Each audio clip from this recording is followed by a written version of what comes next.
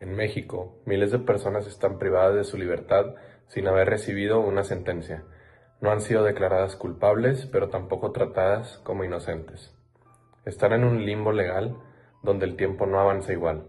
Los días se convierten en meses, los meses en años, y la justicia simplemente no llega. Esto ocurre a través de una figura llamada prisión preventiva. En teoría, es una medida cautelar. Se supone que debe utilizarse solo en casos excepcionales, pero existe un riesgo real de fuga o de que la persona interfiera con la investigación. Pero en la práctica se ha convertido en una regla, no en una excepción. El problema no es solo legal, es profundamente humano, porque mientras el sistema investiga, hay personas que pierden muchos años de su vida, que se separan de sus familias, que viven en condiciones muchas veces violentas y deshumanizantes. Personas que, incluso si después de que son declaradas inocentes, ya no recuperan lo que perdieron. Esto va directamente en contra de uno de los principios más básicos de la justicia, la presunción de la inocencia. Es decir, toda persona debe ser considerada inocente hasta que se demuestre lo contrario. Pero, ¿qué pasa cuando el castigo llega antes de la prueba? Hoy queremos hablar de esta problemática a través de un caso real. Un caso que no solo evidencia fallas individuales, sino un problema estructural. Un caso que llegó a instancias internacionales, un caso que duró 15 años sin sentencia. El caso de Brenda Quevedo Cruz. ¿Qué onda, Axel? ¿Qué onda, ¿Viste Luis? lo del caso de Brenda Quevedo? Sí, de hecho, justo lo estaba checando. Ve las fotos y todo. ¿Cómo Mira, crees? Déjame siento. ven, vamos a ver.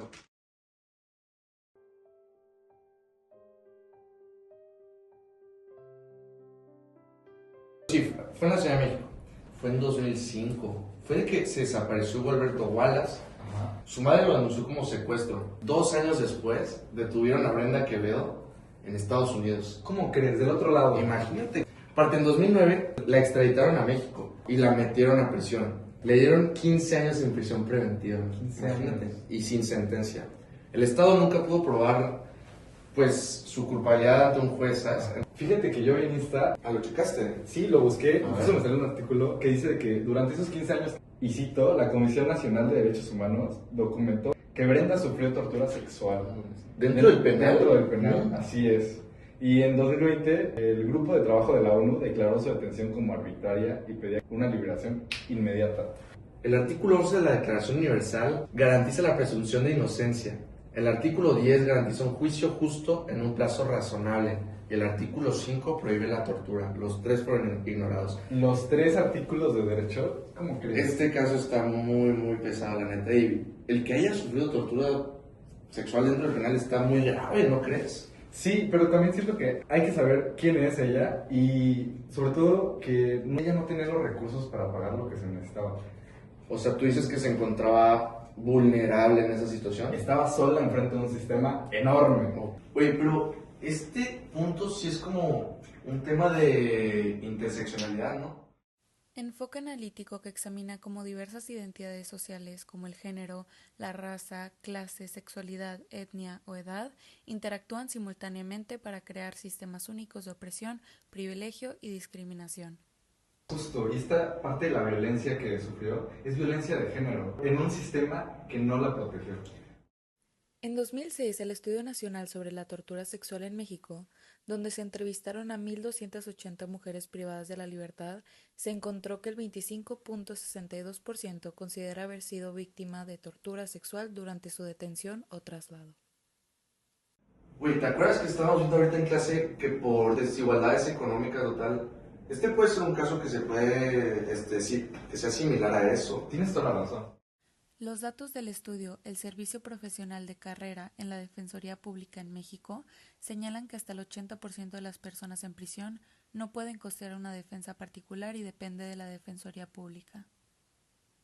Aparte, si la persona, digo, en este caso no se pudo defender porque no tenía recursos o solvencia económica para pagar una buena defensa, se queda vulnerable totalmente. Y eso en el caso de tratarse de recursos, pero también déjame decirte que pasa por cosas del contexto de la vida de la persona. Tal cual. Y si es un tema de género, podemos meter que en el caso, digo, vivió tortura sexual, pero ¿por qué habrá sido? Porque es mujer. Porque es mujer.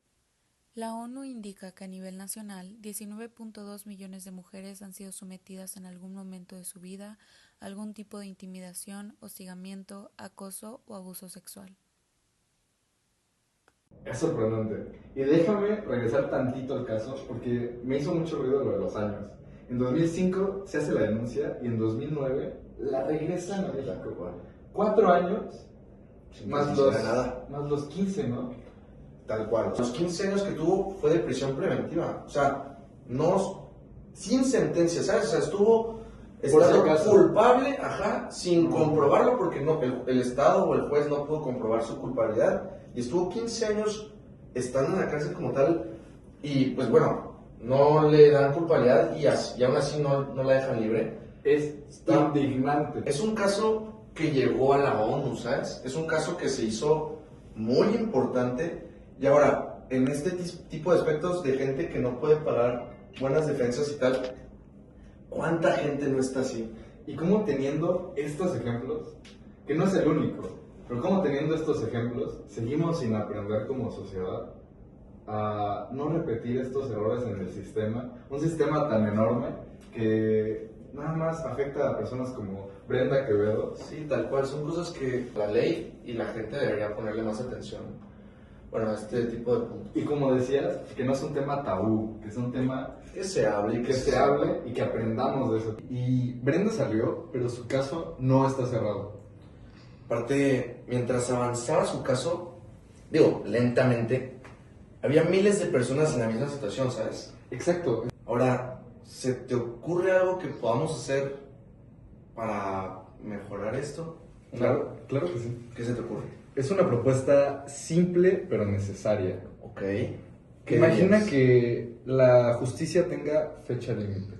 Ok, es muy buena idea. Exacto. Que una persona no esté en prisión tanto tiempo sin una sentencia. Como fue el caso ahorita. 15 años.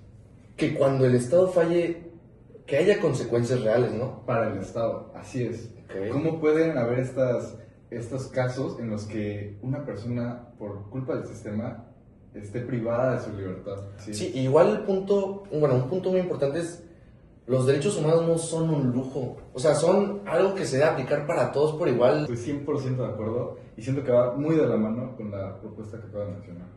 Los derechos humanos, el tiempo, la fecha límite, y se quitan estos sesgos en el sistema que afectan a personas como Brenda Quevedo, que es un claro ejemplo de lo que pasa muchas veces. Me late, y es muy buena idea, la neta. A veces pensamos en la justicia como algo muy lejano, como algo que solo aparece en noticias o en casos muy extremos. Pero la realidad es que el sistema de justicia forma parte de la vida de todas las personas, incluso de quienes nunca han cometido un delito. El caso de Brenda no es solo una historia individual, es un espejo. Nos muestra lo que puede pasar cuando el poder del Estado no tiene sus límites claros, cuando los procesos se alargan sin consecuencias y cuando la dignidad humana deja de ser el centro. 15 años no solo es un número, son cumpleaños perdidos, relaciones que se rompen, oportunidades que desaparecen. Son años en los que una persona vive con la incertidumbre constante de no saber cuándo o si su situación va a resolverse. Y entonces surge una pregunta incómoda pero necesaria. ¿Qué tan justo es un sistema que puede quitarle la libertad sin haberte demostrado culpable? Hablar de derechos humanos a veces suena muy abstracto, pero en realidad es algo muy concreto. Es el derecho a no ser torturado, el derecho a un juicio justo, el derecho a que tu vida no quede suspendida indefinidamente por un proceso legal.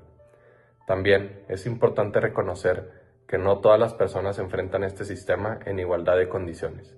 Factores como el género, el nivel socioeconómico y el acceso a una buena defensa pueden marcar la diferencia entre salir o quedarse años esperando. Y eso no debería pasar en un sistema que se supone que es justo. Por eso, más allá del caso de Brenda, lo que está en juego es algo mucho más grande. La idea de que la justicia debe tener límites, tiempos y responsabilidad no se trata de liberar culpables, se trata de no castigar a inocentes. No se trata de debilitar a la ley, se trata de hacerla más humana. Porque al final, la justicia no debería medirse por cuántas personas se encierran, sino porque también protege la dignidad de todas.